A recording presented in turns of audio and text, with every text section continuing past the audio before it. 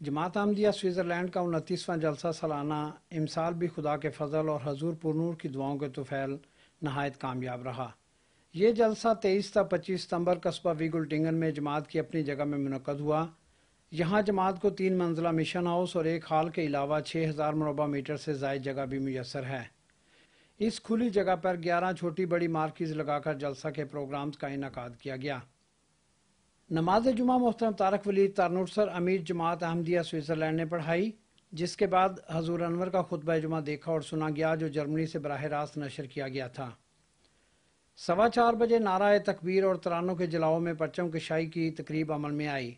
محترم امیر صاحب نے لوائے احمدیت جبکہ محترم مربی صاحب نے سوئٹزرلینڈ کا جھنڈا لہرایا۔ اس کے بعد مکرم امیر صاحب نے دعا کروائی۔ اس کے فوراً بعد افتتاحی اجلاس کا آغاز ہوا، جس کی صدارت مکرم صداقت احمد صاحب مبلغ انچارج سوئٹزرلینڈ نے کی۔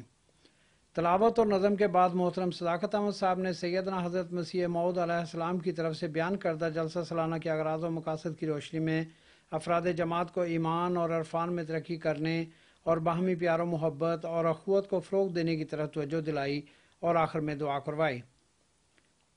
جلسہ سالانہ میں کل 5 نشستیں ہوئیں۔ دوسرے روز قبل از دوپہر لجنہ نے اپنا اجلاس کیا، جس میں 3 تقاریر کی گئیں۔ ان تقاریر میں خصوصاً مستورات کی تعلیم و تربیت کے پہلو کو مد نظر رکھا گیا۔ جلسہ کے دوسرے دن دوپہر کے اجلاس کے اختتام پر ایک مجلس سوال و جواب بھی منعقد کی گئی، جس میں حاضرین نے بڑی دلچسپی سے حصہ لیا۔ الا بذکر اللہ تطمئن قلوب، حضرت مسیح موعود کی اسلام کے لیے خدمات، وصیت کے ثمرات، راہ مولا میں قربانیوں کی داستان، اولاد اور ماں باپ کا باہمی تعلق، میاں بیوی کا باہمی حسن معاشرت، صحابہ رسول صلی اللہ علیہ وآلہ وسلم کی فدائیت، اطاعت خلافت اور آن حضرت صلی اللہ علیہ وآلہ وسلم کا عف و درگزر کے موضوعات پر مقررین نے نہایت احسن پیرائے میں تقاریر کی۔ اختتامی اجلاس کی صدارت مکرم امیر صاحب نے کی اور احباب جماعت کو یورپ میں زندگی کی بے شمار آسائش میسر ہونے پر نصیحت کی کہ شکر نعمت کا حق ادا کرنے والے بنیں اور خدا اور بندوں کے حقوق ادا کریں، یہاں کے برے ماحول سے بچنے کی کوشش کرتے رہیں، جماعت سے اور خلافت سے وابستہ رہیں۔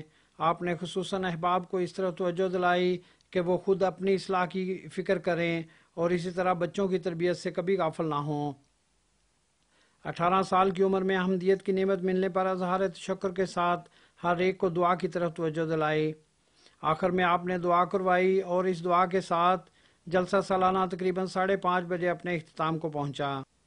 اس جلسہ کی کل حاضری 701 رہی، جس میں 16 سوئس اہم مہمان بھی شامل ہوئے، جن میں نیشنل اسمبلی کے ممبر مسٹر اورس ہنی اور ویگلٹنگن کی میئر اور 3 کونسلرز نے جلسہ میں شامل ہو کر اپنے تاثرات کا اظہار کیا۔ اس کے علاوہ مختلف مذاہب کے بارے میں معلومات فراہم کرنے والے ادارے انفوریل کے صدر مسٹر باؤمان نے کہا کہ میں کئی مسلمان تنظیموں کو جانتا ہوں اور ان سے میرے روابط ہیں۔ اسلام کی حقیقی تعلیم پر عمل کرنے والی جماعت صرف جماعت احمدیہ ہی ہے۔ مسٹر باؤمان قادیان بھی جا چکے ہیں اور لندن میں حضور انور سے ملاقات کا شرف بھی حاصل کر چکے ہیں۔ جماعت احمدیہ سوئٹزرلینڈ نے 2001 میں امریکہ میں ہونے والی دہشت گردی کی یاد میں ایک مہم مسلمز فار لائف شروع کی ہوئی ہے۔ اس کے لیے جلسہ کے موقع پر ایک سٹال لگایا گیا، جس میں لوگوں کو اس مہم سے متعلق معلومات فراہم کرنے کے ساتھ ساتھ خون کی عطیات دینے کی تحریک بھی کی گئی۔ احمدی مرد و زن نے اس تحریک میں بڑھ چڑھ کر حصہ لیا اور اپنے نام خون کے عطیہ کے لیے پیش کیے۔